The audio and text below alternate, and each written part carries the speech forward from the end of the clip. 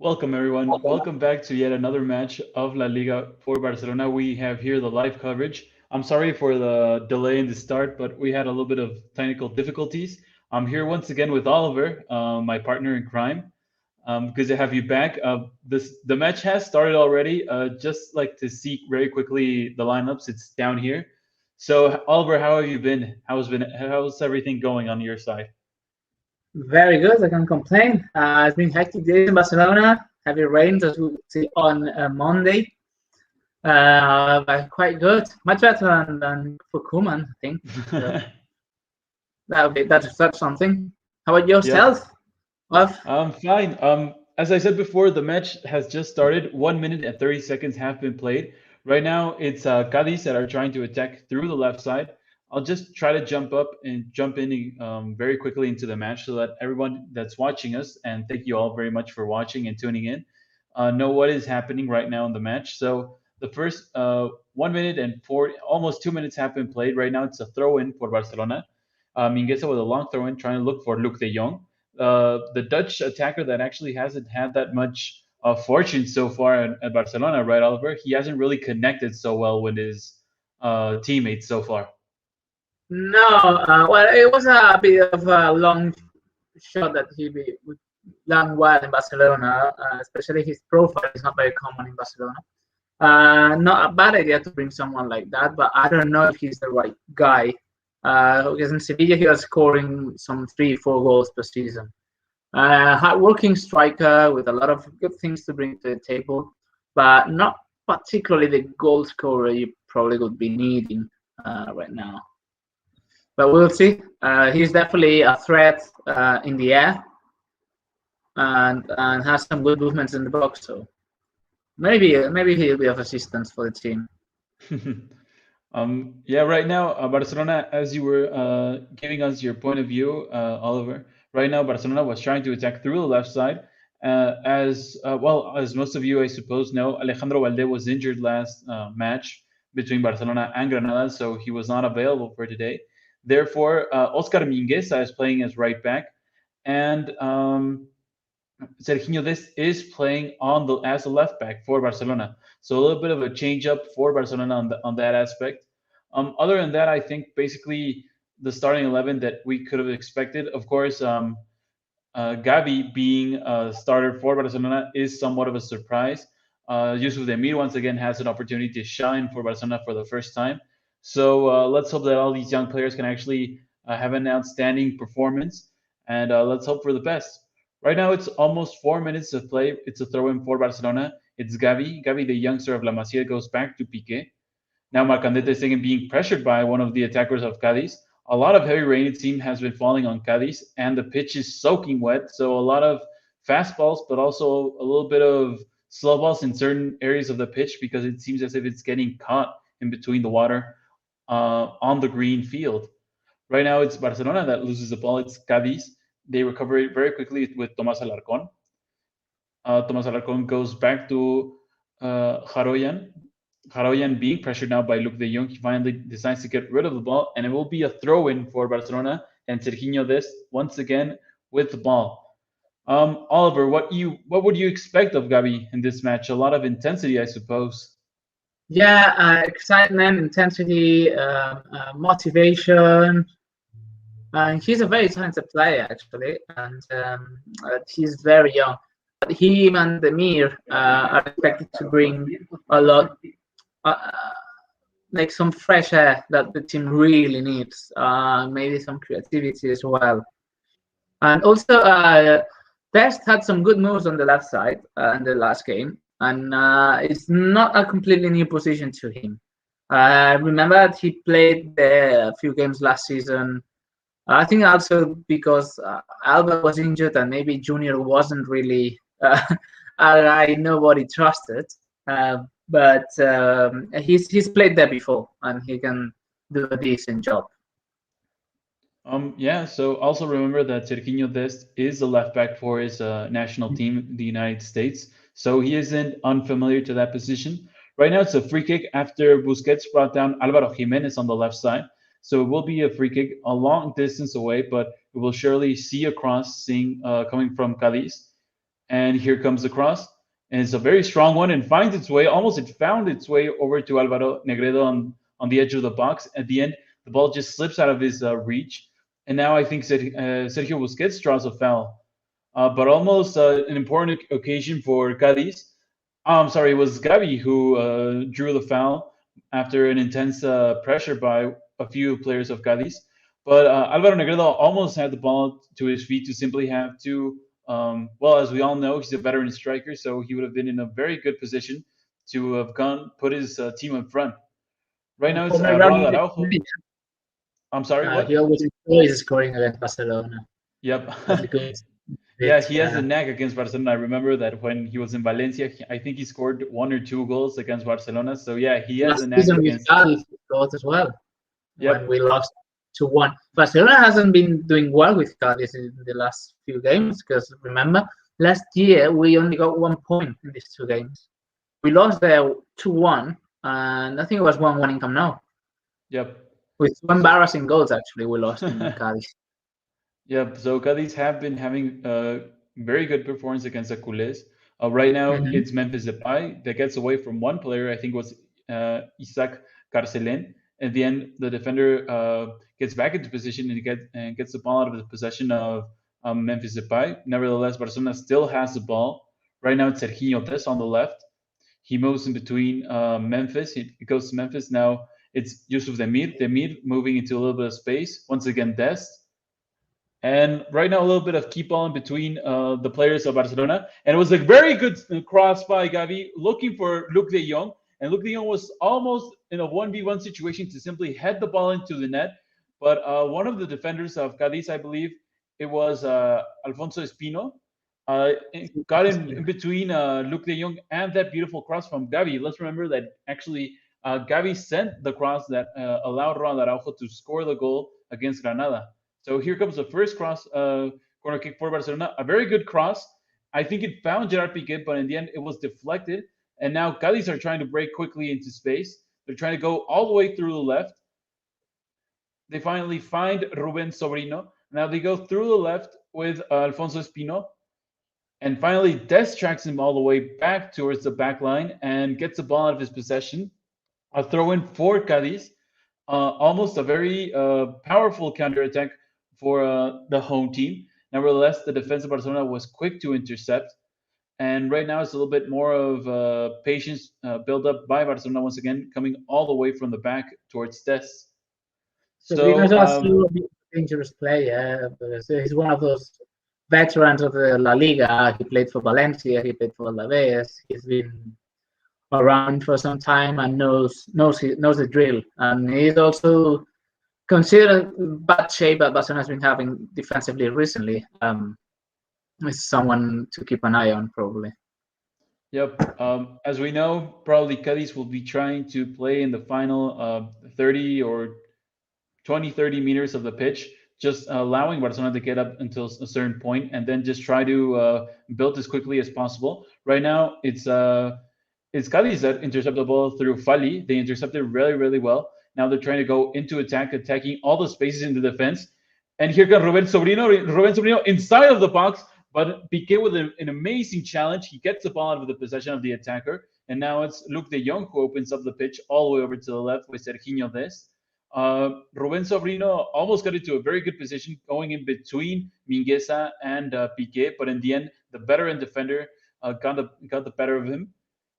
And now it's Dest and the opportunity of Barcelona to go into attack. It's Dest against Fali. Fali pushes him off and brushes him off a little bit. Dest asking for a foul.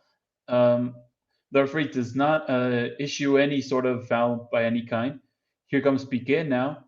Piqué goes over to Frenkie de Jong in the middle. Frenkie probably not playing as well as he was playing at the beginning of the last season. Nevertheless, let's hope that he can pick up and become that key player for Barcelona that we all know that he can. And right now, actually, it's Frenkie de Jong who is fouled by a player of Cádiz. I believe it's Tomás Alarcón who brought him down. No harsh foul, just probably slipped him up a little bit. But a little bit of, well, I'm not sure if I can say a little, but a lot of instability in the defense for Barcelona, right, Oliver? It's been constant over the last this beginning of the season. Only Araujo has been able to change that a bit, but Eric was very unstable and got sent off against Bilbao because he couldn't handle the Williams brothers. PK is far from his best shape. And Umtiti and Lenglet are not really options. And the team kind of lacks some organization, or maybe it's just a mental thing. And probably what is needed is to win a couple of games and calm down a bit. Did you the one thing about Fali in Cádiz, that Cádiz player? He used to play for Barça B, for the second team of Barcelona. He was one of those additions to kind of help the youngsters man up and keep them like grounded instead of this.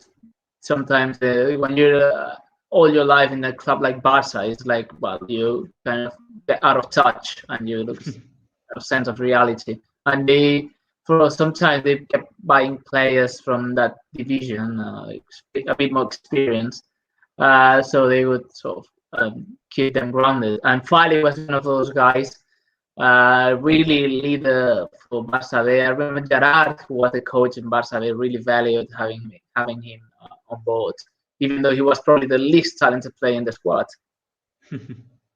So yeah, a little bit of a curious note to this match. So Fali used to play for Barcelona B. As we were saying, that Fali has been going after Serginho this quite a few times, and he has almost every single time won just using his pure physicality. And right now, the way Cádiz is playing, they're allowing Barcelona to get up the pitch, but they're simply flooding the middle of the pitch. So not allowing the midfielders to have really any influence on the game, on the match so far. Sergio Busquets is just preoccupied with his defensive duties. And Frenkie de Jong, each time he has the ball, he faces immediately one or two players of Cádiz. So Cádiz are flooding the middle and allowing Barcelona to get up through the wings, but they also know that the wings won't be doing that much damage, taking into consideration that right now it's Yusuf Demir on the right side. And on the left, Memphis Depay, who is a good player, but he hasn't really clicked that well yet with some of his teammates. This is just, I believe, his 7th match for Barcelona, or 6th. So he's still getting used to the way Ronald Koeman wants to play in this team. So right now, Cádiz, they are attacking through the right. Here comes a long cross looking for Negredo. Negredo hits it somewhat of a volley, but it goes just miles wide of the goal of Marcandete Stegen. But Cádiz so far playing really, really intelligently. They know what Barcelona can do and what they cannot do.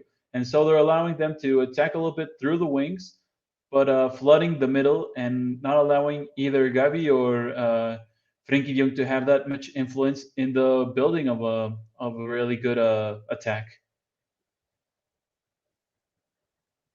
But that's what we could expect of Cádiz, I mean, they would just play their game, try to hit in the counter-attack, maybe some crosses or like corner kicks, long free kicks that they would put the ball in the box, because Negredo is good at heading the ball. Sobrino is also a decent player there, and then they can put Barcelona's defense in trouble there, considering especially the bad shape of that particular line for the team. Yep. Right now, it was actually Gavi that was showing a little bit of promise. He was trying to look for a lot of space, and he did get away, I think, from Fali once, and then passed it over to the right. However, once Barcelona arrived to a certain point of the pitch, Cádiz rely very heavily on their physicality, both of their defenders and their wingers, to really cut out the attack of Barcelona. Just a few seconds ago, Ronald Araujo basically was playing as a midfielder, as he wasn't really seeing that much space in the midfield or even that much pockets of space for his teammates. Right now, it's Luke de Jong that wins the ball. Here he comes back to Sergio Busquets. Now Busquets going over to de Jong. Yusuf Demira almost intercepts the ball. But now Frenkie commits a foul. I think it was against Alvaro Jimenez. I think he tripped him up a little bit, and simply Alvaro Jimenez possibly sold a little bit that foul to the referee. And so it is a foul against the Dutch midfielder, and Cádiz are taking their sweet time to take it. They're not in any kind of hurry. It's 2 fouls committed for both teams right now. And well, yeah, it's Ledesma who will be putting the ball back into play, and he goes really, really long looking for Negredo. Piqué wins it very dominantly through the aerial duel. He goes now. Gavi goes over to Mingueza. Mingueza goes all the way over to his goalkeeper Marc-André ter Stegen. And now once again the build-up with Ronald Araujo on the left side of the defense. He goes up to a certain point, looks for Frenkie, and Frenkie has simply no option. He faces both Fali and Robert Sobrino immediately. And when they go over to one of the sides, such as right now with Serginho Des, it's Alvaro Jimenez who closes up any sort of space or time for the American defender. It's going to take patience to find holes in that defense. It's also wear down Cádiz players, so you have to move the ball quickly from side to side. There's got to be a lot more movement off the ball for Barcelona as well. So maybe De Jong or Memphis could drag the center backs out or try to do some tactical moves. But it's gonna having already passed those first few minutes that can be critical. Now it's a matter of patience, I think, unless you're lucky with a corner kick or cross, or maybe Araujo can head up home some free kick or whatever. But I think it's gonna be a matter of minutes. It can be a long match for Barcelona if they don't really get that movement up to where it needs to be. Luke de Jong obviously isn't that much of a mobile player, but he should know what he should be doing, possibly play it as a post, possibly control the ball for a few seconds and then pass it to one of his teammates that is in a better position. But I don't think he still understands what his role is in that front three. He certainly isn't the creator, and he won't be the pacey one, so he should stick to what he knows. Right now, it's Alvaro Negrillo who is on the pitch. I think he's in a little bit of pain. He went down after an awkward jump. He went on the back of Gavi, and then he simply fell to the ground, falling on his back. And I think he was in a little bit of pain and a little bit of discomfort. Nevertheless, he does get up right now, and the match will continue. It's once again Gerard Piqué looking for one of his teammates. He goes over to Depay, over to Mingueza, and Mingueza is once again simply just stuffed up by the pressure by Arzamendia. Now it's Busquets. Busquets goes over to Memphis. Memphis goes over to Luke de Jong. Luke de Jong with a little bit of space. He decides to go back once again to Frenkie de Jong. The three Dutchmen get into a little bit of a keep ball. But now Cádiz wins it back quickly. Mingueza gives it over to Jimenez. Now it's Alarcón. Alarcón loses the ball to Frenkie, who came in with a little bit of speed. Now it's Memphis. Memphis is brought down by I believe by Carcelén. And so Barcelona do have to step up that movement off the ball, as you said, Oliver, because if they don't, they'll have a very, very hard time breaking down this defense. That if you don't really make them move, they won't move, and it's a single inch if they don't have to. Yeah, it's gonna be a lot harder to wear them down if Barcelona players are that static of the ball. But something that should be really acquired by now after one season with Koeman, and that's probably something that with Messi wasn't possible. Maybe with Griezmann wasn't that much possible either. But it's definitely not possible with Luke de Jong. Yeah. Obviously, right now, Barcelona will be looking over to Memphis Depay in order to see in him possibly an organizer or someone who can break down a very solid defense such as this one. And right now, it's actually Memphis going over to Luke de Jong. Luke de Jong loses the ball very, very quickly to Jaroyan. And once again, it falls. The ball falls to the feet of Oscar Mingueza, and he goes over to Demir. Once again, Mingueza, he goes over to the left, and he finds Frenkie de Jong with a very, very long through pass. And here comes the cross by de Jong, looking for the other de Jong. In the end, I think it was Chus who got in between. But so Barcelona definitely need to learn how to cross well. As most of you know, the statistic that was the most impressive one from last match is that Barcelona had 45 crosses against Granada, a lesser side, if we're completely honest. However, I'm not sure if even have really reached their target. So Barcelona, if they want to play like that, they have to really get better at crossing both the left back and the wingers. And then Luc de Jong has to learn to be in a good position because he definitely won't get away from the defense with speed. So he has to learn better positioning. Right now it's Demir who loses the ball against Espino. Now it's Arzamendia. Arzamendia tries to break quickly. However, the ball just goes out of the pitch, and here comes a long throw in by Oscar Mingueza over to Ronald Araujo. Now they find Gavi with a little bit of space. Gavi with Depay back with the youngster, and Gavi almost found with a very good over the head touch Frenkie de Jong, but Ledesma was very quick and was very focused and simply got it between the pass and the player. So Cádiz, once again, simply playing their game and not allowing Barcelona to really build any sort of attack against them. And as we see the total losses of the ball, it's 25 for each team. So a lot of losses of possession for both teams, right, Oliver? Well, it is, but it's also something that was somewhat expected, I suppose.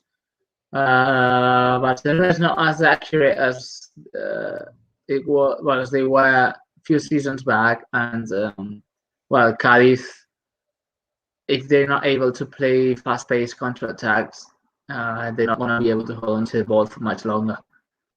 So it's easy. It was kind of expected. That said, a lot more accuracy is needed from Barcelona, and well, as we said, a lot more movement. We saw a couple of good ideas there, long balls at the back of the defense. Well, that's the kind of thing you have to try now and then, and keep the attack varied and also unpredictable.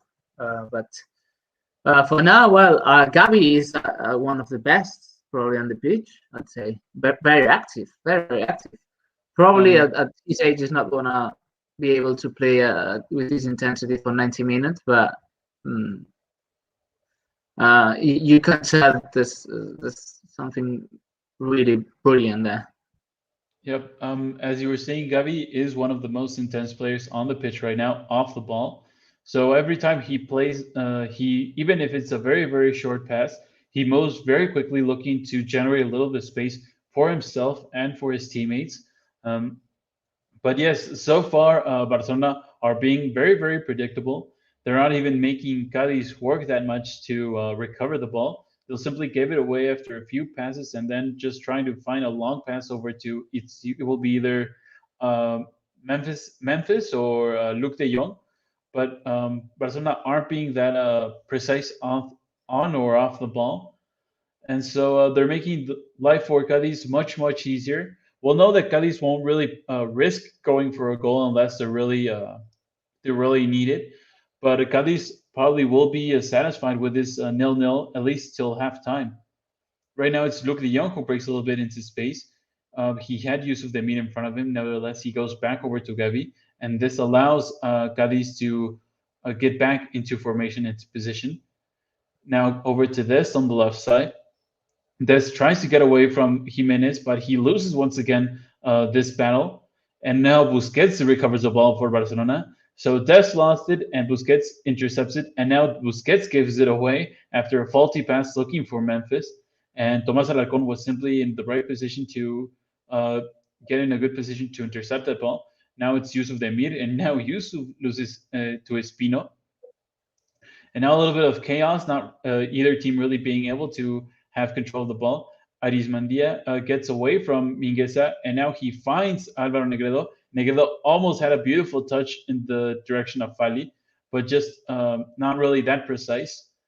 Busquets looks for a long pass for Memphis, and he does find him on the left side, on the left wing. Here he comes. He's facing two players of Cádiz. He's all alone. Now he's basically being cornered. He gets away from one with a beautiful touch against Jimenez, and now a good cross. But I think I'm not sure if Fali had the touch on it, or it was Carcelin who now sent it over to a corner kick. So a little bit of a magical touch by Memphis. This is the second corner kick for Barcelona in this 25 minutes of the match so far. and he goes short over to Yusuf Demir. Here comes Yusuf. Now he goes over to Dest, and Dest comes with a good cross, and it was almost a good cross, but Ledesma simply read it all the way and simply had to catch it very, very quickly. He was trying to go to break quickly into space for one of his teammates, but both Fali and I think Chus simply told him to bring the tempo down even further on this match and just allow time to go on. It's as we see the possession stats, it's 28% by Barcelona against 22 of Cádiz. But as I said before, it's so far a lot of possession for Barcelona and not really any danger. I'm not even sure if they had a shot off up until this position. They have had, but not on target. No, I haven't had it. No. And Cádiz are very comfortable despite the lack of possession. Very comfortable. Yeah, Cádiz are probably very happy with this result so far. Right now, it's Gavi, a lot of intensity on his movement, and now it's Luc de Jong. Luc de Jong doesn't simply see that much of Gavi when he has a ball, and Gavi's in a good rotation into space. Right now, it's Frenkie that wins the ball back for Barcelona. It's now Memphis. Memphis facing Fali, and now he gets away from him, and now it's a good cross by Frenkie, and now Ledesma somehow punches it away when he was going to his side. And now another cross by Barcelona looking for De Jong. And De Jong simply cannot win a single match in aerial duels, taking into consideration that he's a very tall fellow. And another cross for Barcelona, another corner kick for the Blaugranas.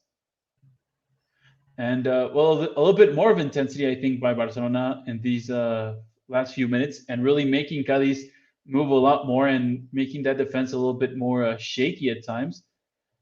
And now it's Memphis that goes short with the corner, and he sends a good cross, but in the end, Cádiz simply manages to get the ball away as far away as possible. Ter Stegen receives the ball, and now he goes over to the other side of the pitch, over to Frenkie de Jong. Now this, once again, Gavi once again, as you said, over a lot of intensity off the ball. He moves as if he was being possessed, and he's just trying to find all those pockets, all those little pockets of space, allowing himself and his teammates a little bit more of time or even more opportunities of looking for avenues of pass. Well, we've seen, but I think Barcelona are trying to snatch like a narrow lead before halftime. Mentally, it's very important for the team to score first. I think it'd be really hard to come back given the recent events for Barcelona if Cádiz were to score first. So I think the players realize that, and it's imperative to try to score, try to get a bit of a psychological goal in this, before halftime. But we will see if we manage, because we haven't had a single shot on goal in about half hour. Yep. Obviously, probably Ronald Koeman will be right now analyzing any substitution to make. But if I had to do one, I think I'd take out Luc de Jong, who is simply just not really, I don't know if he's well physically speaking, but he's not all there right now, getting to know his team and all that. So he probably isn't the best person to play in that position. So probably add Coutinho and just have a little bit more of movement on front, because that's what you need at the end of the day in these kind of matches. A lot of movement on the top three, and not have the defense guessing what you're going to do, and not really just have that one reference inside of the box who won't be winning that much. Right now, it's Cádiz who are trying to attack. They try to go through a cross, but Ronald Araujo was simply all over that attempt. And now it finds a way over to Luc de Jong. Luc de Jong is brought down by Fali, who simply shoved him off. The Dutch attacker gets the ball once again rolling very quickly. Here comes Memphis on the edge of the box. He takes a good shot, but the shot was in the end was, I don't know if it was deflected or it simply lacked a lot of power, and it fell to the hands of Ledesma very easily. So one shot on target right now, Oliver, but I don't think the best shot that could have been, right?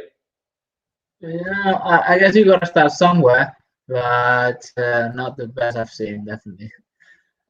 But at least there's some more movement, some more action. You'd see the team sort of finding a bit more of a way to get to the goal. It's taking time, but at least you see a kind of an improvement, and I think it's one of those situations that if everything goes this way and the first half was gonna last another half hour, we probably would get a goal. But you have like probably 15 minutes left tops, and again, Cádiz, I think they're quite comfortable at this point. Well, yeah, I mean, it's 31 minutes have been played up until this point. And as I was saying before, if Barcelona want to play through crosses, fair enough. But if that's, as I was saying, that Sergio Roberto is getting ready to warm up. Ronald Koeman gave him the nod, and now Sergio Roberto is up and warming up. I'm not sure if he's the first idea for the midfield, but he is getting warmed up. What I was going to say is, if Barcelona want to play through crosses, and the majority of crosses, fair enough. But in order to do that, you really have to know how to cross both the left backs and the wingers, because so far there's been a few plays in which there was a numerical superiority towards Barcelona or in the position. But when the crosses had to came, they were either intercepted by the first defender or they simply did not arrive into the box. So a little bit of note, possibly for Ronald Koeman, that if he wants to play through crosses, it'll probably have to be an important part of the training throughout the week in order to have a little bit more of accuracy on that part. You were telling about possible substitutions. I mean, the problem is that Barcelona has too many injured players in the defensive line. I mean, it's only Coutinho and perhaps Sergio Roberto will come onto the pitch and being subbed on an offensive kind of fashion. And Sergio Roberto is not in the best state of mind lately, understandably. And I don't know about Coutinho. Definitely, potentially a super player if you could add him to the course, but I don't know if that ship has sailed, to be honest. Yeah, as you were saying that right now, Ronald Araujo, with a beautiful sprint, tracking down Arzamendia, who was going into the attack, and then he won the ball back. So definitely one of the best players so far in this short season that Barcelona has been playing. And right now, Marc-André ter Stegen is fouled. I'm not sure who fouled him. I think it was Ruben Sobrino. He is asking for a foul because he had a little bit of contact on his left foot when he was being pressured by the attacker of Cádiz. And Ronald Koeman isn't very happy with the refereeing so far. But yeah, as you were saying, Barcelona does have a lot of injured players in basically all sectors of the pitch. A lot of attackers as well. Just a few names that come right into mind: Kun Agüero, Ousmane Dembélé, even Martin Braithwaite, who may not be the most popular player, but at least he's another variable in the attack for the Barcelona front three. Is not bad yet. So yeah, a lot of injured players for Barcelona. And now it's almost Barcelona who got up in front after Luc de Jong almost intercepted a back pass, I think it was by Victor Chus, that lacked a lot of power towards Ledesma. Had Ledesma not been that focused, Luc de Jong would have been basically in a 1v1 situation. And but he simply got the ball away, and Luc de Jong was not quick enough to get into that position in order to head it home. So almost 35 minutes, it's a throw-in once again for Cádiz. They go long over to Gerard Piqué, and Gerard Piqué simply heads it once again out of the pitch. And another throw-in. As we were saying, Barcelona has had basically all the possession in this match, but Cádiz won't be upset with this statistics. But they really haven't had any danger on Marc-André ter Stegen, who hasn't really been even. I don't think we've even really named him, right, Oliver, except for possibly a few back passes by the same defense of Barcelona. Definitely not. It's true that Barcelona's defensive form as of late has been really bad.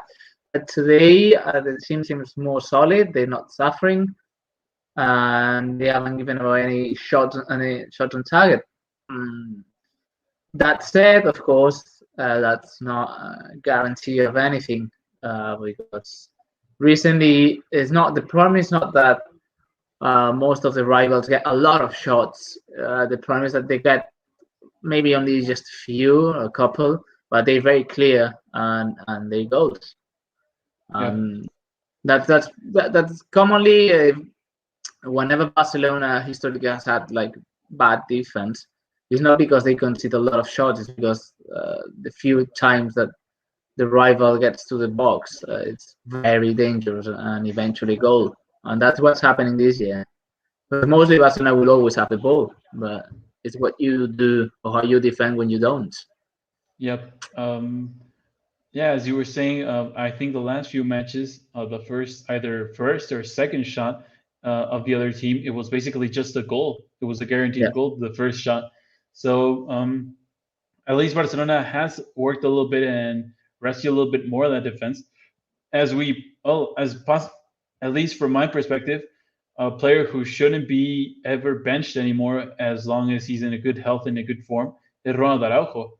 He simply commands the defense really, really well. He has a lot of speed. And sometimes the other team or the other attackers don't really expect him to have that kind of pace. And somehow he wins sprints against the attackers. He uses his physicality really well. So I think he should be a player that shouldn't be really on the bench anymore if he's available and if he's in a good position, good form. Right now, it's actually Fali who is on. He injured himself all alone. He tried to play a long pass in the direction of Ruben Sobrino, and I think his knee possibly turned in an awkward position for him. And so I'm not sure if he'll be able to continue because it seems as if he twisted himself just standing up and trying to play a long pass.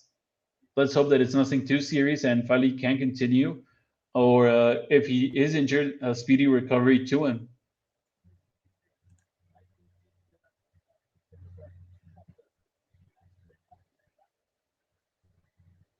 So right now, as the medical team is looking into Fali's injury, I think they have asked for the substitution, and he will not be able to continue. He is. Yeah, it doesn't look like it. That kind of injuries you do on your alone on your own, instead of a tackle, are usually dangerous. I think he might have pulled the muscle there while kicking the ball. I think it's the muscle. It's a muscle. It's not a joint. It's not that he twisted his ankle. I think it's definitely a muscle. And no, that he doesn't look like he'd be able to even to get to halftime. Yep. As you were saying that, I saw that the other midfielder, Jens Johnson, the substitution, is getting ready to come on for Cádiz. So definitely, Fali won't be able to continue, unfortunately for himself and his cause. So let's hope that it's nothing too serious and he actually can get back on the pitch as quickly as possible.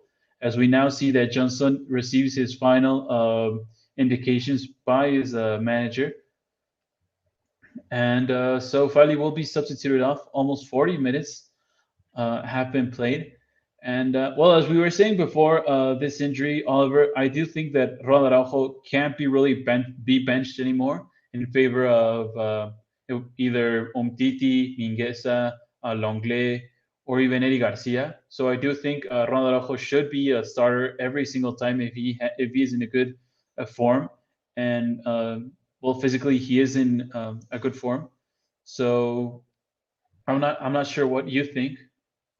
He's not even. I mean, he's at a whole different level if you compare him to the other centre backs right now. It's just too superior to bench him. Physically, he's strong. He's quick, better with the headers, more intense. He knows how to tackle without being booked or sent off. So he's definitely probably the best defender in Barcelona right now, even counting the fullbacks. And as you were saying, Jens Johnson, is replacing Fali, the Danish player. Is a well-known defensive midfielder, quite solid. He was already in Cádiz last season. And probably not good news for Barcelona if we're not being too creative with the ball. The fact that they play someone like him there. So Fali has been substituted off. The match has restarted. Johnson is on the pitch for Cádiz, and as you said, he does seem to be that typical defensive midfielder who will try to destroy rather than to create for his team. He will try to destroy the attacks of Barcelona. He possibly won't be the most finesse of players, but he probably will be using a lot of his physicality. Right now, it's a foul against Luc de Jong, who was trying to apply a little bit of pressure, but wasn't that successful. And he brought down, I think it was Carcelén, the right back of Cádiz. And so Cádiz will be getting the ball back into playing. Right now, it's Alvaro Negrillo trying to head in direction of Ruben Sobrino.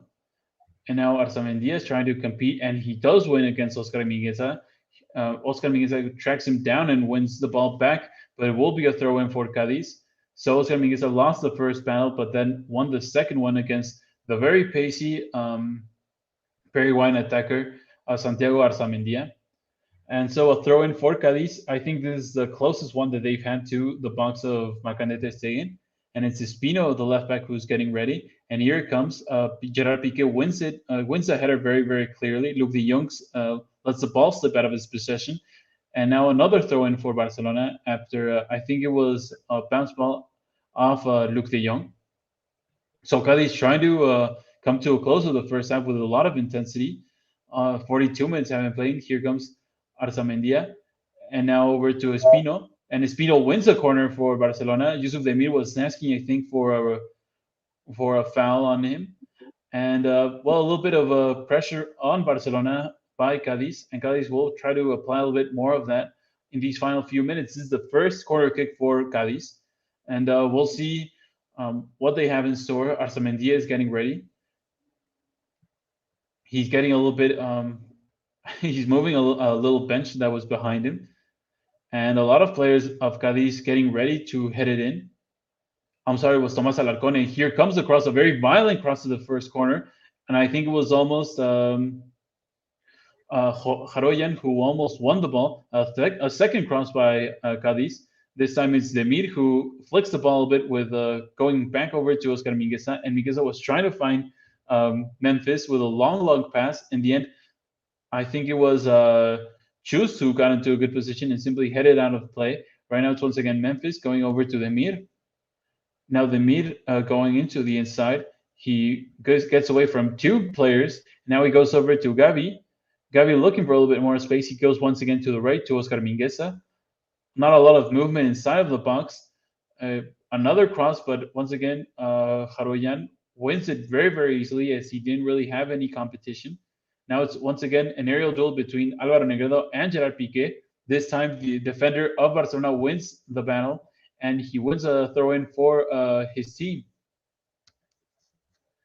Two very veteran players between Piqué and Alvaro Negrillo, going head-to-head every single time the ball goes in their direction. And so far, I think the defender of Barcelona has gotten the upper hand. But we'll have to see how this pans out in the 90 minutes.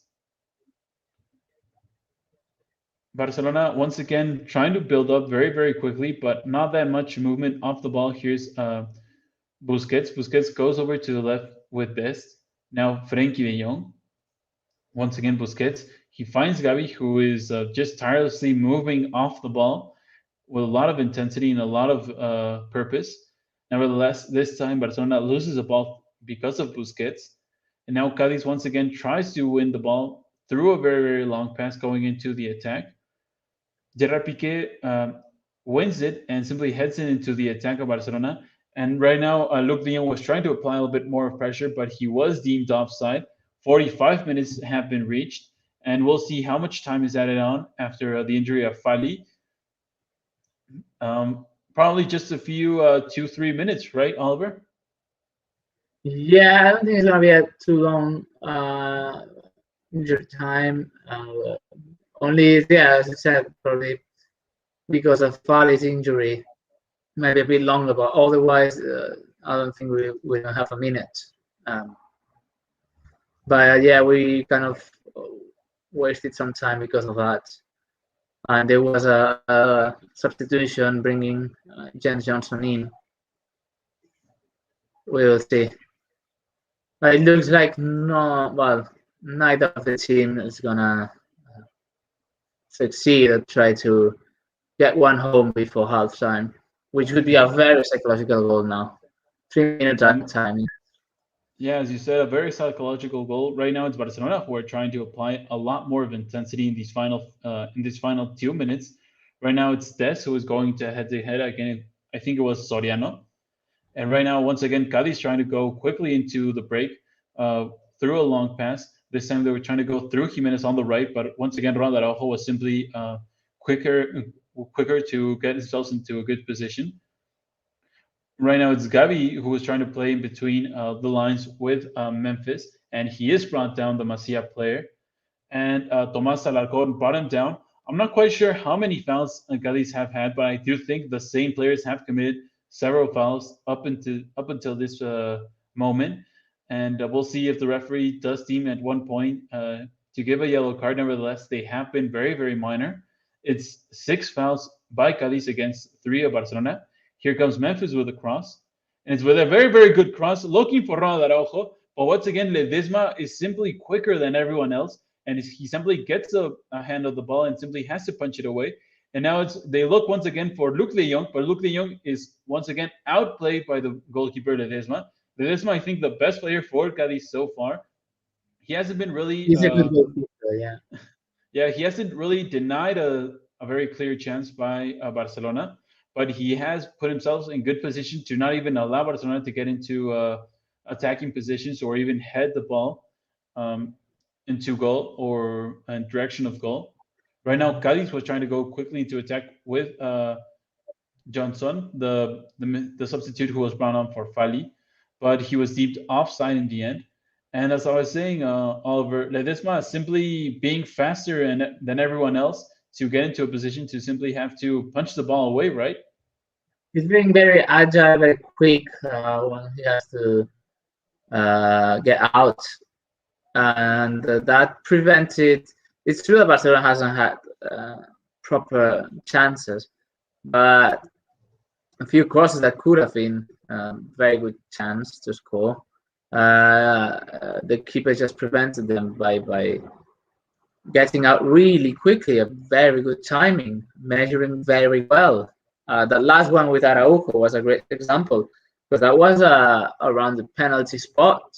So he had to get out like those 9 meters already with the ball in the air, and he did, and with a great timing. So yeah, it's heads up to him. So yeah, right now hats off to him. Yeah, halftime has started. Barcelona are tying 0-0 with Cádiz at the nuevo Mirandilla Stadium. Not the best, I think, the best first half of Barcelona in this season. I do think they're trying their best, but I'm not sure if they have the right men for this kind of match. But yeah, so far Barcelona are dominating the possession. They're not really generating any real danger so far. For those just tuning in, Ledesma, the goalkeeper of Cádiz, is possibly being the best player of the match so far. For Barcelona, definitely being Ronald Araujo, the defender, who is simply all over the defense, denying simply Cádiz players who are trying to go quickly into space. And so I don't think really much more to say, right, Oliver, in this first half? Not really. It's actually a matter of kicking the wall down eventually. But I didn't really dislike the team. It's not that they're playing badly, but it's just like we need some more fluency. We need a lot more pace with the ball and also a lot more movement off it. But it wasn't a terrible game either. But just like Barcelona is not in a good moment, and I think the essential thing to do and to think of is to just match a win. Whatever brings it, it's not even important now. But the team is in a very fragile moment mentally. So yeah, Barcelona are tying 0-0. Barcelona showing good things, but not that that good, so that they are still tying and not showing that much fight. We'll take a few minutes of break, but we'll be sure to be back for the second half and bring you also the live commentary of the second half.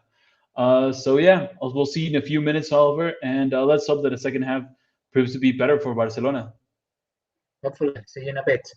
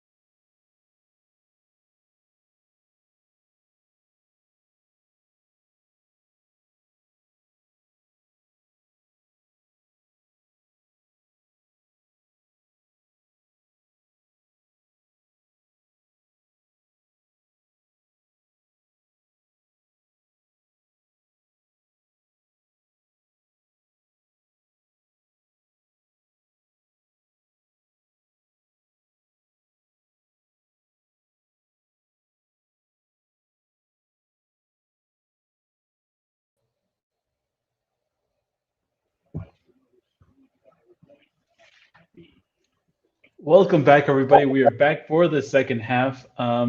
We are back in this match between Barcelona and Cádiz. So far, for those that have just tuned in or didn't really listen to us in the first half, Barcelona are tying 0-0 with Cádiz. Barcelona are are visitors at the Nuevo Miradilla Stadium. So far, not that much excitement has been going on. As I was going to say, two substitutions have been made in this halftime. Yusuf Demir is off for Barcelona, and Sergio Roberto is on for the Blaugranas. Now, the other side, Alvaro Jimenez, the right winger, is off, and Salvi Sanchez is on. So two substitutions have been made. Right now, the second half is underway. Right now, it's Cádiz. They're going to attack. It's Alvaro Negrillo, and Alvaro Negrillo with an incredible shot. And I'm not sure if Marcandete can save that or if it was simply if it hit the woodwork. But once again, Cádiz comes in. They're trying to attack very, very intensely Barcelona. It was a very incredible shot by Alvaro Negredo, and I'm not sure if it hit the woodwork or if it was simply Marc-André Stegen who saved it. Yes, it was the German goalkeeper. Alvaro Negredo somehow tried to hit it with the outside of his foot, and Marc-André Stegen was simply quick enough to react and dive in a very incredible fashion. And so I think the most important chance of the match so far is of Cádiz, and it was almost a goal in the first minute of the second half. So not the best start for Barcelona, right, Oliver? Not quite, no. That was probably the best offensive action in the whole game, though. But definitely not the one you would want to have against you to start off with. Good luck for Barcelona. It didn't go in. It was a good save by Ter Stegen, actually, but you should be careful there because Negredo had a lot of space just outside the box, and you should be very careful with those. Yeah, so Barcelona are tying 0-0. Right now, it was Rubén Sobrino who was asking for a foul by Sergio Busquets. Nevertheless, the referee did not see it and did not give away anything. Right now, it's Barcelona that are trying to go into the attack through the left side with Serginho Dest and with Memphis. Nevertheless, he is moved all the way to go to the back with Ronald Araujo, and now they're trying to create through the middle through Frenkie de Jong. However, Arzamendi is quicker to get to the ball, and now Frenkie de Jong once again gets the ball and he's tripped up. He falls and he gets up very quickly. Now it's Gavi with a lot of intensity who wins the ball back for Barcelona.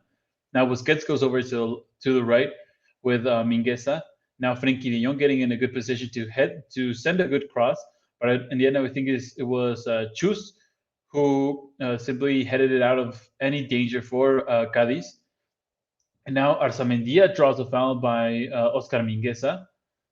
I think Oscar Mingueza has had a good match, but Arzamendia always somehow has managed to have a little bit more of luck when they face in a 1v1.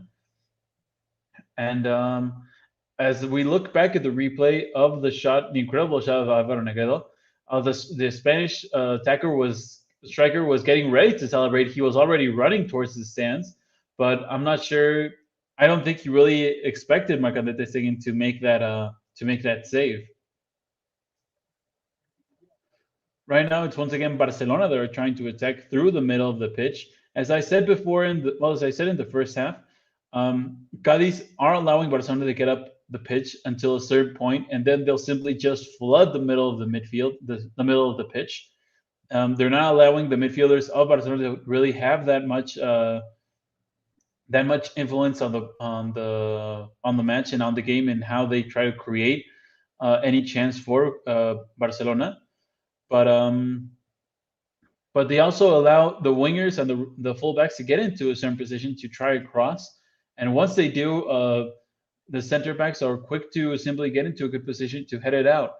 Right now, it's actually Barcelona that once again are trying to attack through the wings. This time was Sergio Roberto with a cross, but it was once again nowhere near any of his teammates in the attack. Now it's Gerard Piqué with a lot of space in front of him. He moves into it, And now he goes over to Sergio Roberto on the right, who substituted Demir, who once again didn't have a good match for Barcelona. He did show a lot of promise in the preseason. Nevertheless, he hasn't really showed it anymore in La Liga for Barcelona in these key matches of the beginning of La Liga. Right now it's Sobrino. Sobrino wins the ball against Sergio Roberto, and now I think he tried to find really quickly Alvaro Negrillo, but he didn't really connect, and Alvaro Negrillo now giving him a little bit of stick. Right now it's Sergio Roberto who finally finds Luke de Jong with a good pass, and now it's Memphis, and Memphis could not connect with the ball. Memphis was in a very good position to have a shot on target, but I'm not sure what happened, that the ball simply did not leave his foot correctly. And now, once again, Ronald Araujo wins the ball back for Barcelona, but it was a very, very good movement by Sergio Roberto and by Luke de Jong, who finally played a little bit differently to what he had been doing in the first half. And this time, it's Memphis who couldn't connect with the ball. It was a good build-up. Now it's once again Barcelona with Gavi. Gavi looking over to the right. He finds Mingueza, and Mingueza could not return very well that ball. And Gavi somehow goes head in, trying to win the ball back for his team.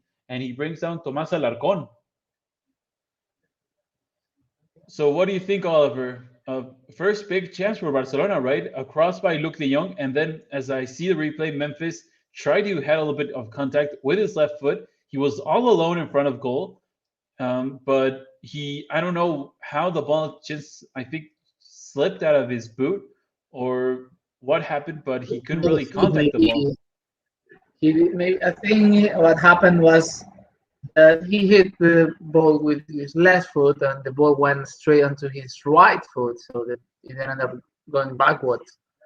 It was very weird. But both teams, I think, they're trying to attack a bit more. Probably Cádiz will try to do the same thing, but maybe be a bit I'm sorry, braver. but Memphis Depay with an incredible shot, an incredible also build up, and this time he does ask Ledesma to have a save. Just on the edge of the box, now with his left side, he does contact the ball, and Ledesma has to dive on his right and somehow manages to save almost a certain goal with his with one-handed reaction. So right now, Memphis turning up a little bit more for Barcelona, and now he has another corner kick, and here it comes. Good news. And Ledesma once again saves his net with a little bit of a touch. He almost punched it, but it falls to the feet of a Barcelona player. Right now, it's Frenkie de Jong with the ball. So Barcelona do have to realize that they can do more damage, possibly building up in between the lines through Memphis, and not just crossing the ball endlessly without any real objective. Yeah, when I was just saying, both teams are trying to be a bit more offensive in this second half. Probably Cádiz are smelling a lot of Barca's weaknesses, but Barcelona has a lot more firepower than Cádiz, so that should be a good sign for the Catalan side. Yeah, so I think we've had the three biggest opportunities in these first 10 minutes of the second half. Right now, it's once again Barcelona, and now it's Memphis inside the box. But this time, Carcelin slides in and simply has a little bit of a touch on the ball, and he simply gets the ball out of the reach of Memphis. But right now, Barcelona are having a lot more intensity, and they're having a lot more of attacking intentions. And right now, it's Des who tried to go into the center of the pitch. He still is. He has the ball on his feet. He goes over to Minguez on the other side. But definitely Memphis is the key right now for Barcelona. He is that player that can really do something different in the attack. Right now it's Luke de Jong who has the ball after Busquets intercepts it, but the Dutch attacker loses it very, very quickly and easily against, I think it was Johnson, right? The midfielder. Yes, Johnson, midfielder of Cádiz. Yeah. So Luke de Jong seems as if Memphis is a key, but Luke de Jong is also an important player who could do something different, but it's costing a little bit more now in Barcelona. And now it's Dest almost on the edge of the box.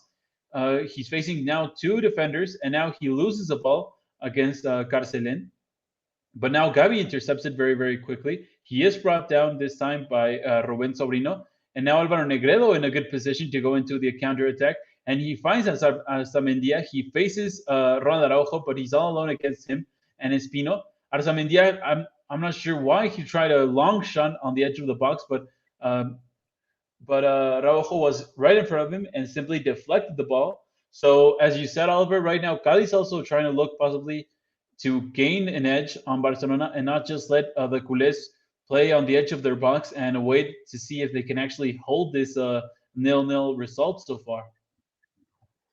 Yeah, well, I suppose they thought that the game, I mean, they were comfortable that the game couldn't continue that way much longer because eventually the wall will come down and Barcelona will have more chances.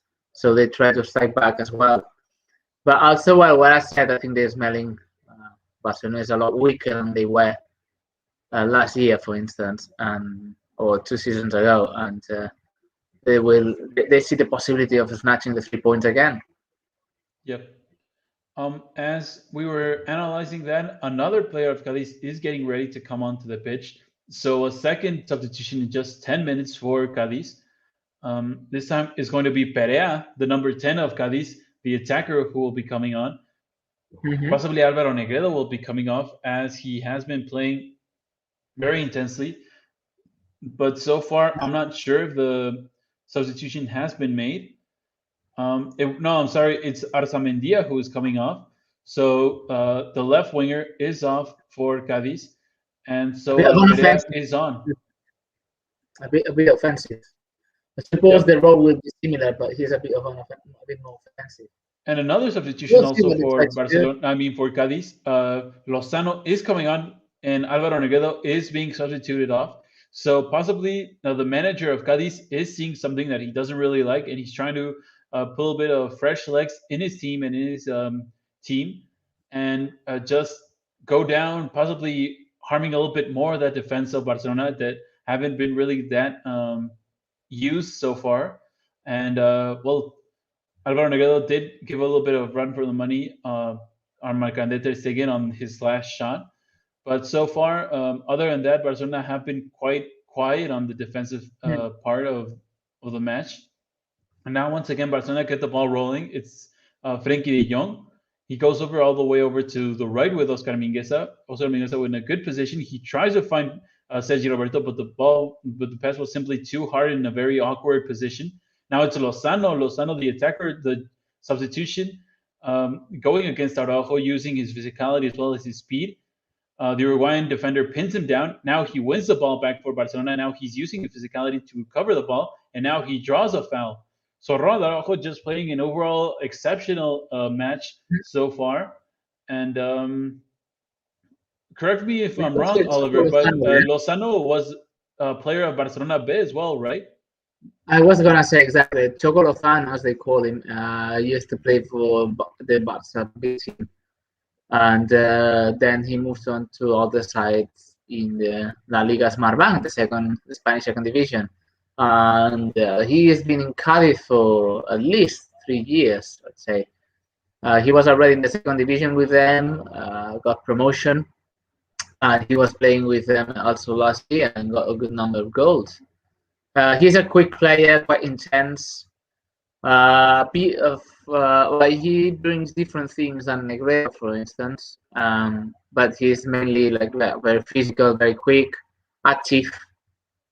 Not that much a target man, but one that could probably race with long distances a lot better. Yeah, so let's keep an eye out and let's hope that Ronald Araujo can also contain him. Right now, it's Barcelona showing a lot more movement off the ball. All the players are having a lot of movement. This time, it's Memphis inside of the box. He gets inside the box, but nobody really can have a shot on. I'm not sure how the ball came off of Memphis, but he was inside of the box. He wasn't deemed offside. And I thought he was going to attempt it on a volley after an incredible over-the-head pass by Frenkie de Jong. But now it's Cádiz who are trying to go into the attack. Right now it's Perea. Perea going all the left over. And now it's Mingueza who wins the ball back for Barcelona. He's asking for an offside. No, none is given. Right now it's Tomás Alarcón, and now Alarcón is being dispossessed. But somehow the ball finds its way over to a player of Cádiz. And I think I'm not sure. I think it was Carcelén who tried a long shot, and it's deflected off Serginho, this the left back, and it will be a corner kick for Cádiz. So both teams trying to generate a lot more of a attack in this in this second half, and both Barcelona. Well, I think Barcelona is a little bit closer to gaining that first goal of the match, right, Oliver? Yeah, the game is a lot more interesting now. A lot more things happening. Both sides going more head to head. Cádiz, surprisingly, they kind of abandoned that the approach of just like waiting and around their box. They're a lot more offensive than we could foresee. That's of course good news for Barcelona. There might be some more spaces, but we have to be careful defensively at the same time. Yep. Right now it's Cádiz that win the ball back after I think a very poor cross, and Barcelona simply tried to get rid of it as far away as possible from Marc-André ter Stegen's box. Right now it's once again Choco Lozano against Araujo, and Araujo once again wins the header, and now it falls to the feet of Memphis. Memphis goes to the midfield. He goes over to Busquets. Busquets being brought down, and now it's Frenkie. Frenkie who covers the ball really well, but I think Perea was asking for a foul after Frenkie de Jong was simply covering the ball, and Perea is down on the ground asking for a foul because he thinks he says he was contacted on his face, and Frenkie de Jong sees a yellow card. So Frenkie de Jong was covering the ball after a high pass by Busquets, and he was simply trying to cover it, and I think he contacted the face of Perea, and so he is shown the yellow card. I'm not sure if it was enough. After all, Perea came running in the direction of Frenkie, and Frenkie simply tried to cover it. But nevertheless, the first yellow card of the match comes in the 60th minute, and it is for a player of Barcelona. Right now, it's Ronald Araujo who has the ball for the Culés. He goes back to his goalkeeper. 9 fouls committed by Cádiz against 5 of Barcelona. Right now, it's Gavi who is trying to go up the pitch. He has had 89% of pass accuracy, and he has run for 8.3 kilometers. I'm sorry. So Gavi being really active and being really precise in his passes.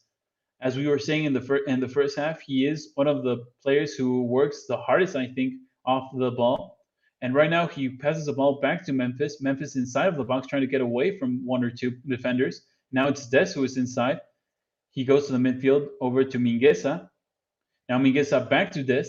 Des with a little bit of space in front of him. He finds Gavi, who slithers out of the box. Once again, Serginho Des. And Barcelona right now keeping the ball, but they are having a lot more movement this second half. And Cádiz do seem a lot more disorganized in these last few minutes. Right now, it's once again Memphis.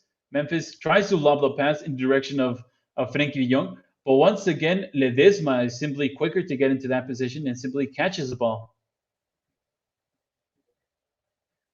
That in Cádiz, we didn't mention Victor Chu is one of the centre backs. He's on loan from Real Madrid, so he might be well happy to see Barcelona leave with a defeat here tonight. Yep, probably he will be celebrating as if it was a win.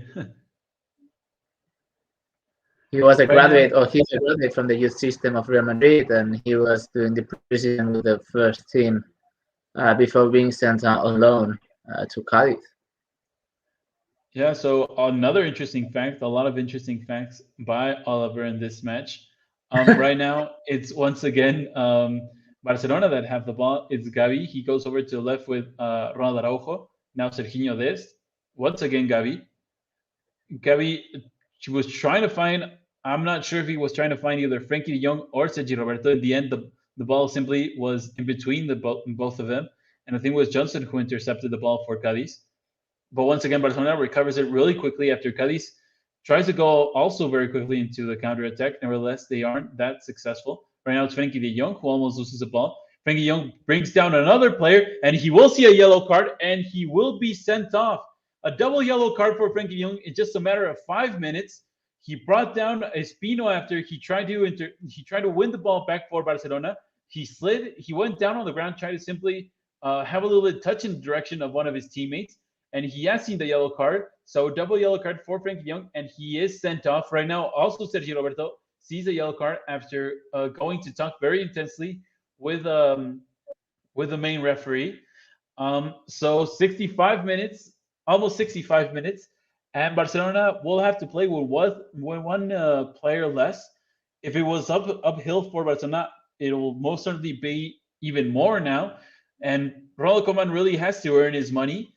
I'm not sure if it was worthy of a yellow card. I'll leave it up to the experts. He did slide and have a contact on the ball before even contacting Espino. Espino certainly does add a dramatic effect to the play. Nevertheless, Barcelona is down one man, unless VAR intervenes somehow, but I'm not sure if it will. Frenkie de Jong is sent off, and Ronald Koeman should be asking or thinking of possible substitutions. The one that comes to mind: take off Luke de Jong and bring in Felipe Coutinho. In my opinion, neither of the yellow cards the Young saw would have been, and definitely not this one. Definitely not this one. Not by a long shot. It wasn't even a foul, in my opinion.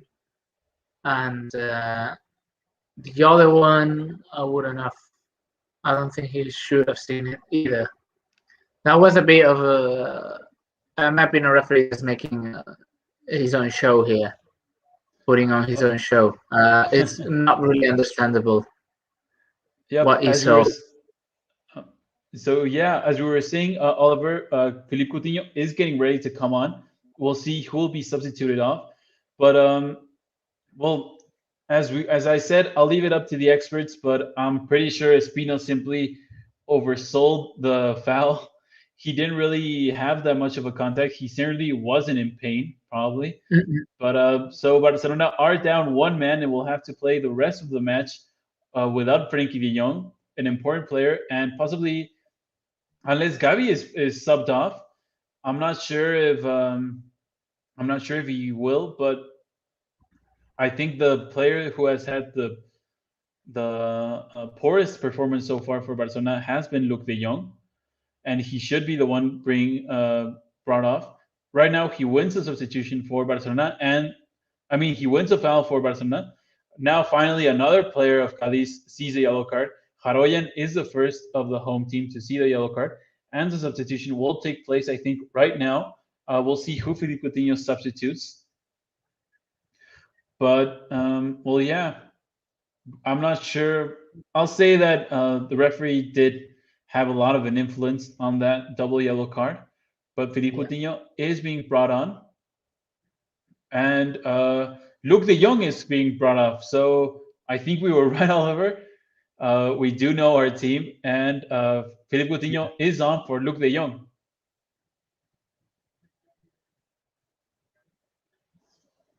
And right now, I'm not sure what the new organization is going to be. I think it's going to be Memphis. Yeah, Memphis is going to be all alone up front, and possibly Coutinho will be on the left, and Busquets, Gavi, and Sergio Roberto will be on the right. Yeah, I'm assuming so. Yeah. Right now, Cádiz is going to attack. They're inside of the box, Johnson, and now he lobs a pass all the way over to the second post. Fortunately for Barcelona, Mingueza is the first to get to that one. Right now, once again, Cádiz turning up a little bit more the intensity. Here comes Espino. Espino trying to get away from Mingueza. Mingueza once again wins it, but he sends the ball into the corner kick. So Espino, possibly the hero for Cádiz so far, as well as Ledesma. Espino basically on his own provoked that Frenkie de Jong was being sent off. So a corner kick for Cádiz, and also the Gavi is going up against Jaroyen, and now the Mercadete Stegen simply slaps the ball out of it. The reason that I mentioned Gavi going up to Jaroyen is the fact that Jaroyen is 1 meters and 85 centimeters tall, so he is much bigger than Gavi. But right now, Cádiz is trying to turn up a little bit more the heat against Barcelona. And also the fans of in the stadium are also applying their pressure and are trying to cheer on their team to go for the win. Right now, it's a goal kick for Barcelona as Robert Sobrino tried to control it very elegantly along a tough pass. Nevertheless, his possession does leave the pitch, and it is a goal kick. And Marcantes Stegen puts the ball back into play. Barcelona doesn't win it back, but somehow Gavi once again wins it for Barcelona. He is looking for one of his teammates. Cádiz, even though they do have the numeric superiority, they are waiting for Barcelona up until a certain point, and we'll see how this develops over the next few minutes. Right now, it's Barcelona with Ronald Araujo. He is being pressured very heavily by Sanchez. In the end, they go over to the left to Serginho Dest. Now Sergio Busquets goes back to Ter Stegen. Once again, Piqué. Piqué back to his goalkeeper. And now it seems as if all the movement that Barcelona were having before the red card of Frenkie Young has simply disappeared. They're not moving that much anymore. Right now, it's Felipe Coutinho with a beautiful touch. He goes over to Gavi facing Johnson. Now he goes over to, once again, Coutinho, who is almost on the edge of the box. He goes inside the box, and now he looks for one of his teammates. He finds Busquets. Busquets passes it back, but I'm not sure how accurate that was. Once again, Coutinho showing a lot of movement on and off the ball. Once again, Gavi with a good cross almost finds Sergio Roberto, but the ball simply slides out of his reach.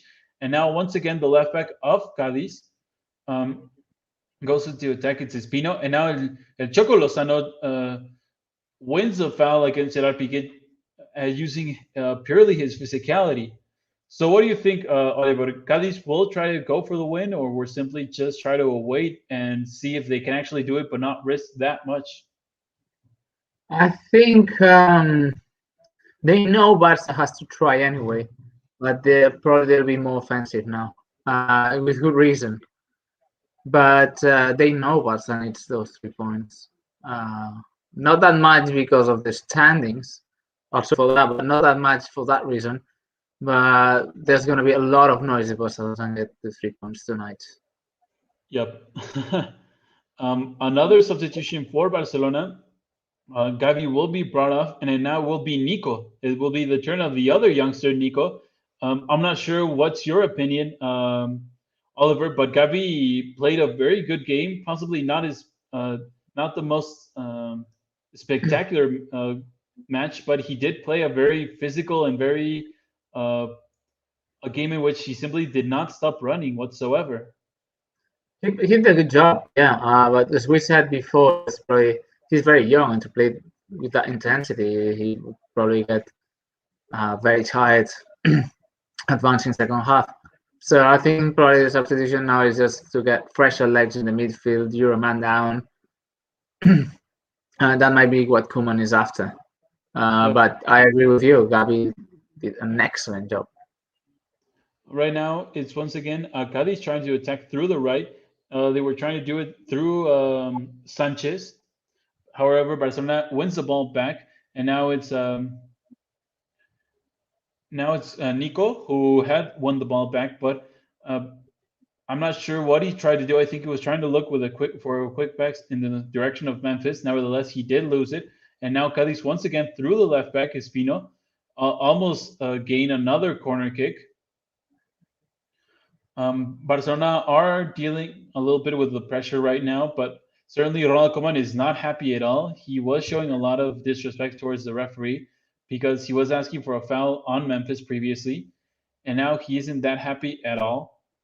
Cádiz are trying to corner Barcelona into just playing basically outside of their own box. And right now it's a cross by Cádiz, and it's a good cross. They were trying to look. It was Sobrino who won that header over the head of Serginho Dest, but in the end, it wasn't accurate at all, the final touch of the header. But as I was saying, Cádiz trying to simply corner Barcelona to play inside of their own box, and it almost paid off for Cádiz. they see an opportunity to win this game, even though they didn't get many chances, but with that red card and the substitutions that Barcelona did, probably they see a window of opportunity here. You have a team in front of you facing you as a man down, and they are taking off some of their offensive players. Yep. Right now it's Nico who is trying to dribble past a few players, and he does do it. He goes to his right to Sergio Roberto, and now Busquets. He finds Felipe Coutinho. Coutinho shakes off the pressure of one of the players of Cádiz, and now they go over to the left to Ronald Araujo. Coutinho once again, Araujo. Once again towards the Brazilian midfielders.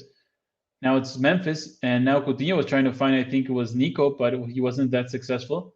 Once again, it's Memphis. Memphis asking for a foul because he had a little bit of contact on his head. But once again, the referee does not give anything.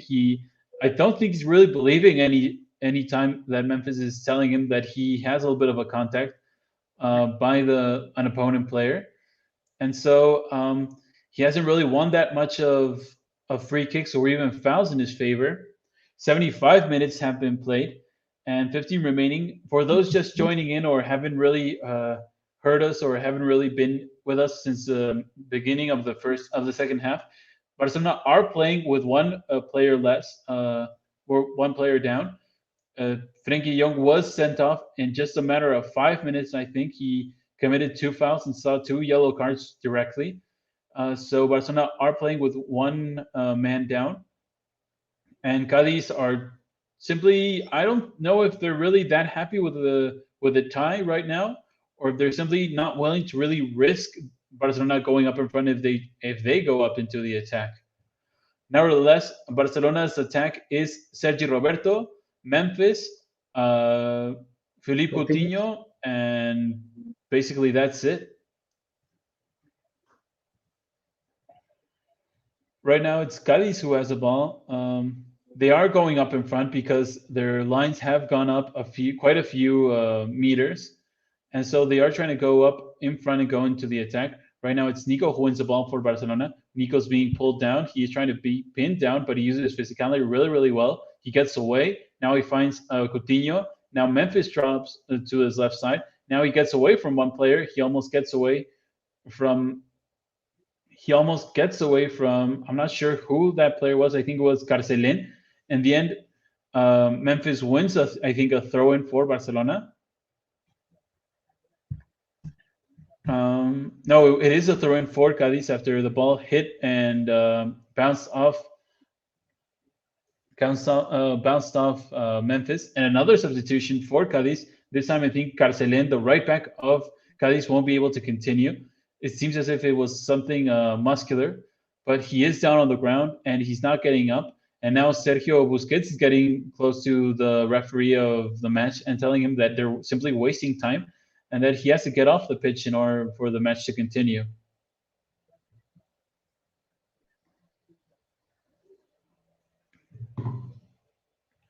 And now, a surprise possibly, Oliver, Ricky Puig will be brought on for Barcelona. Well, I think Koeman is out of options. I think that you put on Umtiti Lenglet. You can stop the goalkeeper. Yeah. He has to go with either a defender, Ricky Puig, or one of the 2 goalkeepers he has on the bench. So yeah. I think it is his only option. We'll see who is substituted out. Possibly it will be Sergio Busquets in order to have fresh legs. But right now, you can bring Sergio Roberto on the side. Yep, as well, that is an option. Right now, it's Cádiz who is trying to attack a little bit. They are trying to move up, but also Barcelona aren't letting them find that many spaces anymore. Right now, it's Tomás Alarcón. He goes over to Perea. Perea goes back into the midfield with Johnson. Now they go over to Acapo, the new, the right back that substituted Carcelin. Now Acapo wins a throw-in for his team. and a substitution will be made. Serginho Dest will substitute. Puig will substitute Serginho Dest. So I don't think we really saw that one coming right over, but nevertheless, Serginho Dest is brought off, and Ricky Puig is brought on for the last 10 minutes approximately. So we'll see. Sergio Roberto who's going to take the left side. So it's a bit same idea like what we mentioned with Mingueza, probably. Yep. Right now, it's Barcelona try to break a little bit into space. It's Memphis going up alone against 4 defenders. He gets the ball away in the direction of Ricky, and Ricky loses the ball against Espino, and Espino is on the edge of the box, and he finds a player, and it's Coco. I think it was, I'm not sure who it was. I think it was Lozano. No, I'm sorry, it was Sanchez who was all alone inside of the box, and somehow Marc-André ter Stegen saves Barcelona. Sanchez. Good game by the keeper today. Yep, Sanchez wins the ball, and then it fell in the direction. I think it was Ruben Soriano, and Soriano simply tried to hit it in one single touch. It came directly to him, and it went just off target. Nevertheless, I think the player of the match for Cádiz so far is Espino. Espino is simply showing a lot of intensity. He's having a good season this year as well. He scored already in this league. So it's one of the best players Cádiz has currently. Right now, it's 81 minutes have been played. Right now, Barcelona going with a long pass looking for Memphis. They almost found him, but I think it was Chus who won the ball first aerially. Right now, it's Cádiz once again trying to go into the attack very quickly. This time, it's through Sanchez once again on the right. Sanchez has to go back, and he finds Tomás Alarcón. Now, Tomás Alarcón once again try to go all the way over to the other side. However, Espino wins the ball back for his team. He's basically just playing as a midfielder at this point of the match. Now, they do go all the way over to the right side with Perea. Perea with a good cross, and it's flicked on by one of the players by Cádiz. I think it was Johnson. And now Johnson is on the pitch. He is down on the ground. He's grabbing his neck. I'm not sure what he's saying that happened, but if I'm not mistaken, he did have a contact on the ball. And quickly after he went down on the ground, I think it was Espino who contacted him a little bit with his foot. So Espino's so intense, he even hit his own teammate, trying to win the ball and going for the goal.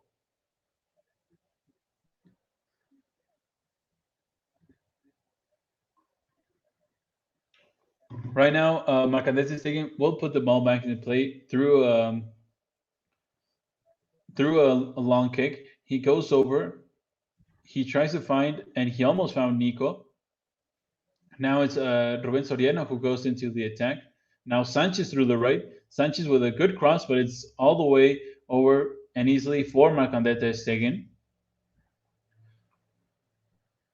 Ter Stegen Barcelona aren't really showing any attack whatsoever. Felipe Coutinho is being just lost in between all the players of Cádiz who are simply overwhelming him every time he has the ball. Right now he goes to the right with Sergio Roberto. Now Busquets, Puig, now Nico, and Nico goes over to his left to Mingueza. And now Ricky also not having, well, he has been on just 3 minutes, but Barcelona haven't been able to really push on after Cádiz had applied a good set of pressure and a few minutes in which they had gone really all out for the attack. Barcelona right now, once again, into that position which they simply want to win the ball back, but they're not being really able to. Right now, Memphis finally draws a foul. I think it was Chus who brought him down. And now it will be a free kick for Barcelona. It is a long distance away from the goal. It is Felipe Coutinho who's getting ready, and quite a few players of Barcelona are getting ready to go inside of the box to win it.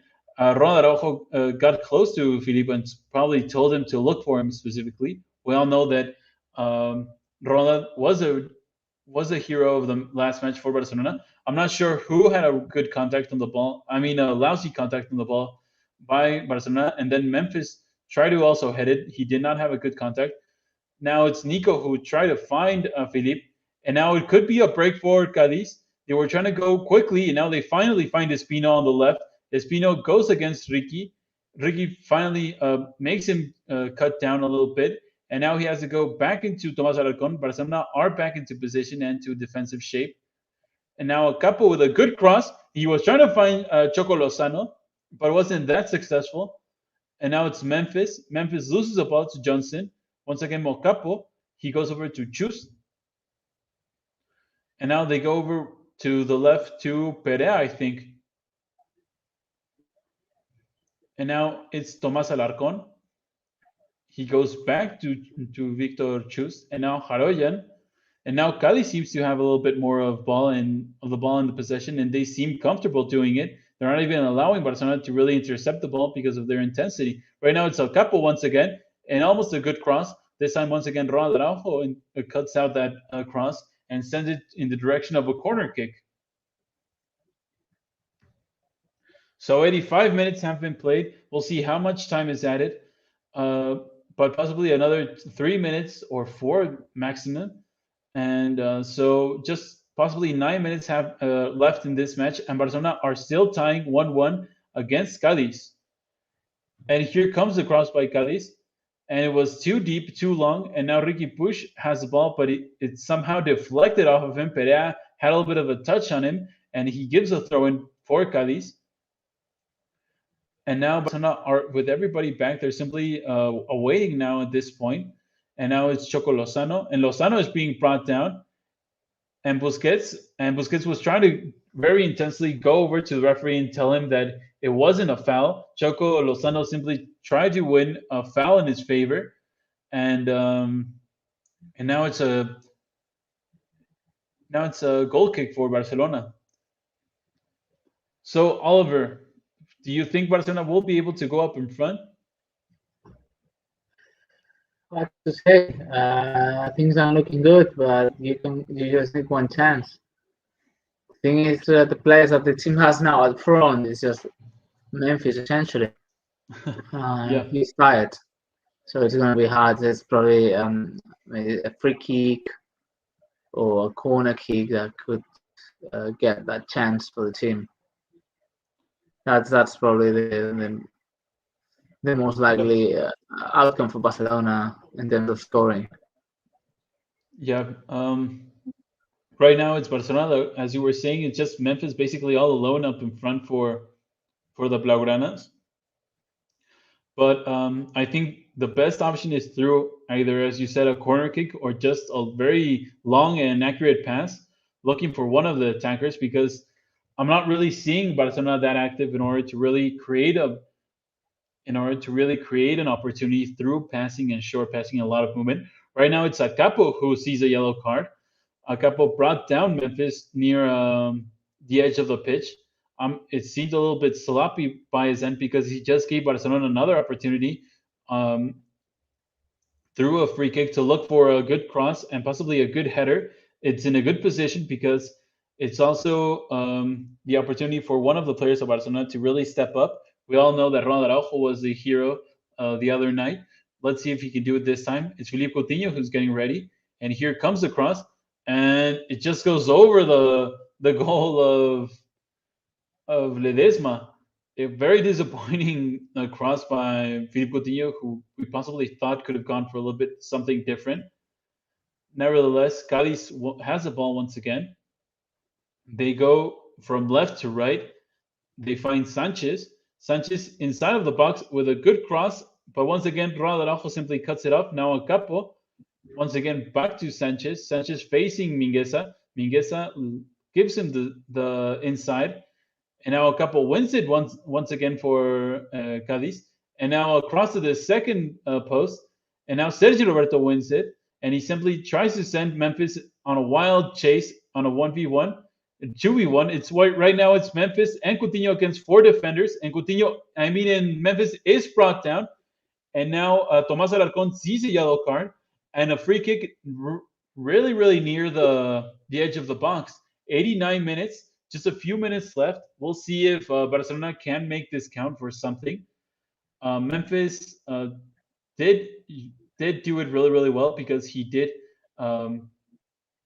He basically asked Alarcon to slide down, and then he just put he simply put his body in front of the ball, and well, now it is a free kick near the edge of the box for Barcelona. We'll have to see if it's either Memphis or Coutinho or who will be the one to step up to try to go for the goal from here. We all know that it used to be Messi. However, we'll have to see how it is right now with life after Messi. This is the one we've been waiting for. This is the goal coming. Come on. Right now, the referee is having a lot of conversation with the wall and with a few There was players. the other Alarcon as well, no? I think it was Alarcon, yeah. Yep.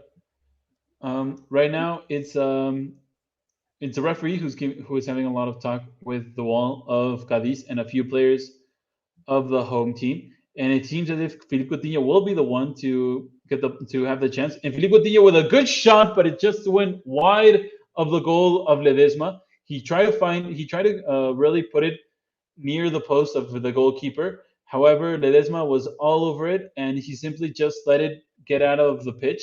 Right now, it's Cádiz that are trying to go into the attack really quickly, and 5 minutes have been added on. We'll see if either teams are able and have still the physical capabilities to go up into the attack and simply try to score a goal. Right now, it's Sobrino who tries to go, and he finds all the way over to the left with Perea. Perea cuts into the middle, and Perea cuts again. But now this time Busquets wins the ball back for his team. And now Ricky Puig trying to go into the counter-attack mode. And it's even Gerard Piqué that was trying to go as a forward. So something that we saw also last match, Gerard Piqué going into the attack. This time Nico Gonzalez draws a foul by Johnson going to the counter-attack. I'm not sure why the referee did not give him a yellow card because it was a good opportunity for Barcelona. Once again, it's Nico. Nico finds Memphis, and Memphis simply dispossessed once again Poixus. This time it's very, very cleanly. Now he goes over to the left with Perea. And now he goes over to the other side looking for Sanchez. And Sanchez, once again, he has a capo to simply help him. I think Sanchez tried to cross it, but Ter Stegen simply had to catch the ball. It was really in his direction. It wasn't really even that dangerous. Once again, Marcanete saying we'll put the ball back into play, but it doesn't seem as if Barcelona have that much energy anymore, because if it isn't Memphis, it won't be basically anyone who will go into the attack. Right now it's Felipe Coutinho. Coutinho faces Johnson in the middle. He goes over to Nico. Nico finds Busquets, now Puig. Now back to Busquets, now Nico. And Nico goes over to the right to Coutinho. And a good cross. And now Memphis can't really contact the ball. He didn't even head in a direction of goal. He simply headed back into the other side of the box. Had he gone for a goal, he would have possibly scored. But he wasn't really that accurate with his head. Right now, it's once again Barcelona that are trying to go into the attack. But Nico loses the ball in an attempted pass in the direction of Busquets. And it's once again Soriano on the right. Soriano going inside of the box. And now it's Sanchez. And Sanchez with a good shot. Well, almost a good shot. And I think it hit Gerard Piqué. Had Piqué not gone in the middle, it would have possibly gone inside of the net. Right now, it's Piqué that is going into the attack. He's simply going to attack. Now he has Memphis on the right. He passes to the Dutch. And Memphis hits it, but it goes just wide of the post. Just a few centimeters off. He could have won it for Barcelona, but he was a little bit inaccurate. An incredible counterattack between Piqué and Memphis. Nevertheless, it wasn't good enough. 33 minutes and a half have been played. Just 1 minute and 30 seconds remaining. Right now, it's once again Cádiz, Choco Lozano, and Choco Lozano with a very, very heroic shot. He tried to win it for his game all on his own, but it seems as if Barcelona have lost their opportunity to go up in front. Memphis tried to go to the second post. I think he had the first post all alone, and Ledesma wasn't really in a good position. But right now, it seems as if Barcelona have lost their opportunity. Right now, it's Memphis once again. He faces 3 defenders. A 4th one is coming to their aid. Now it's Felipe Coutinho. Coutinho tries to get away from one of the players. He cuts back. Now he loses the ball. but it will be a throw-in. Just 30 seconds remaining. I'm sorry. And once again, a very hectic match for Barcelona, and they seem to be in direction of yet another draw in the Liga. And now it's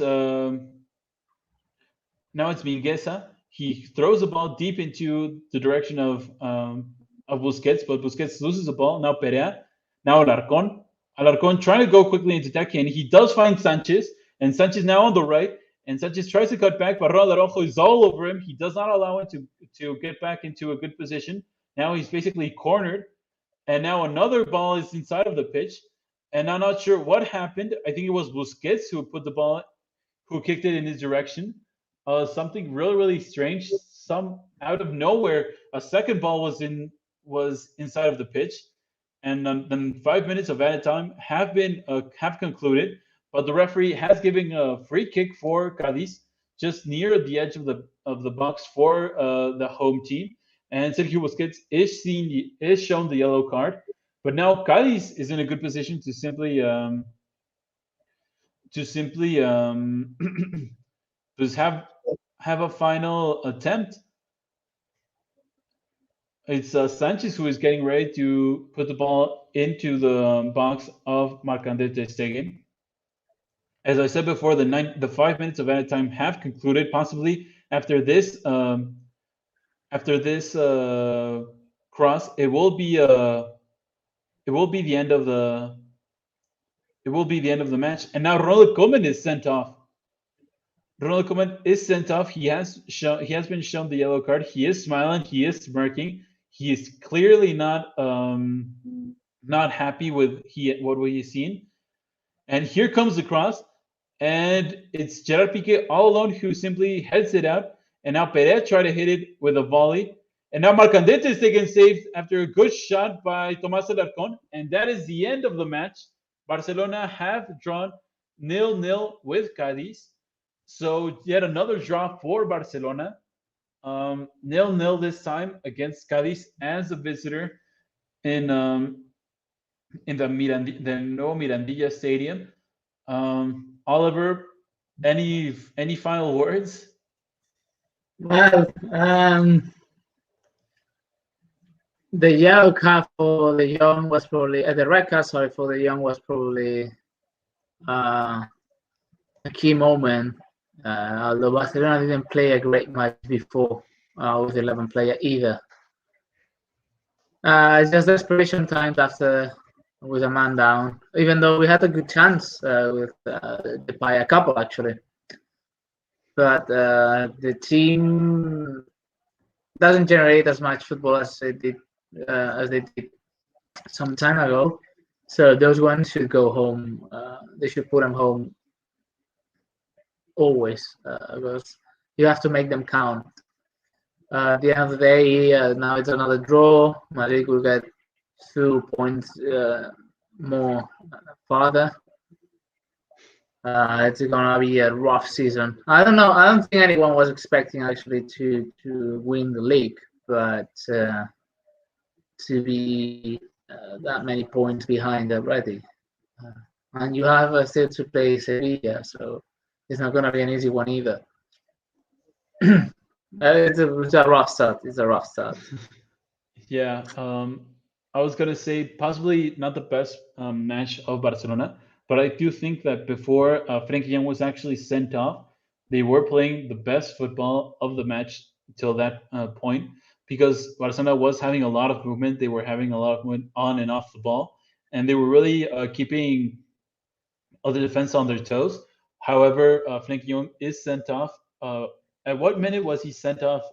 Like the 60, right? Minute 60. 65, pretty much. 65.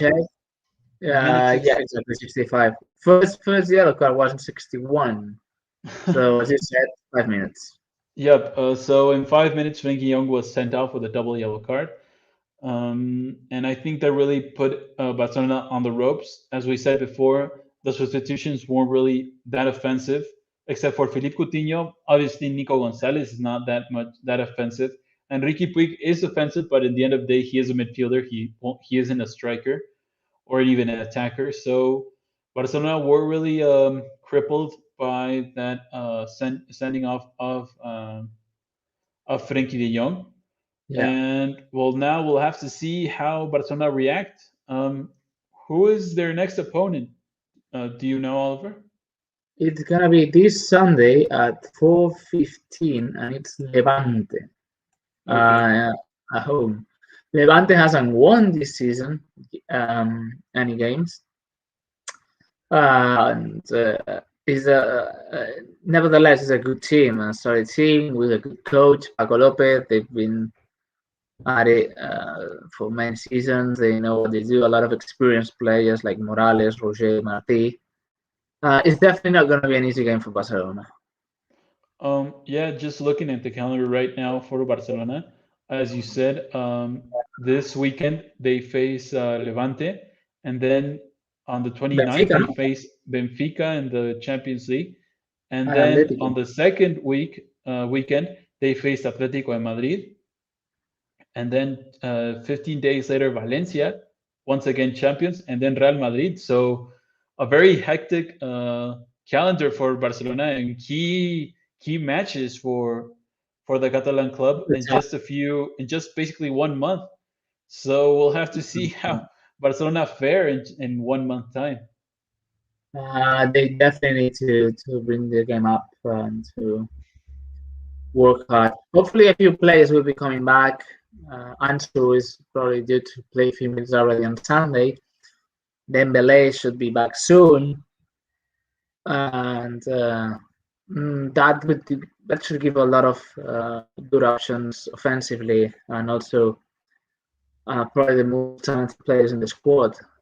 So we will see if there's an improving after that.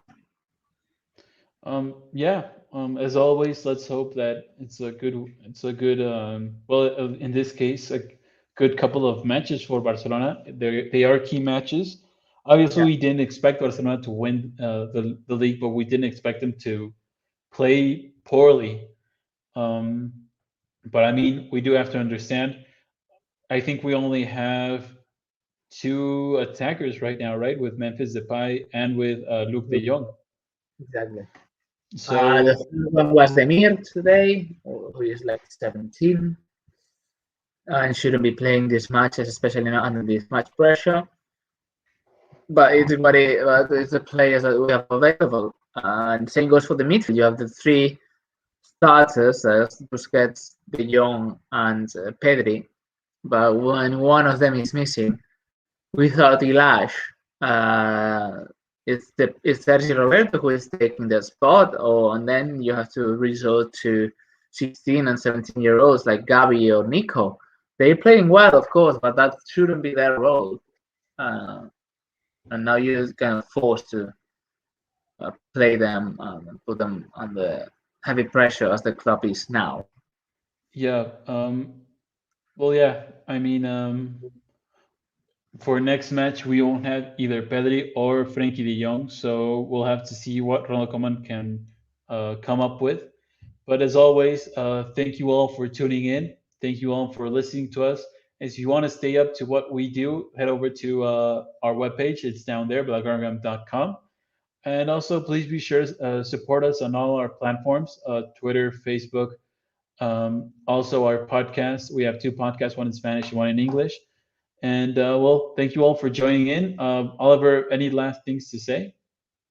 I hope we get better luck on Sunday. That's all.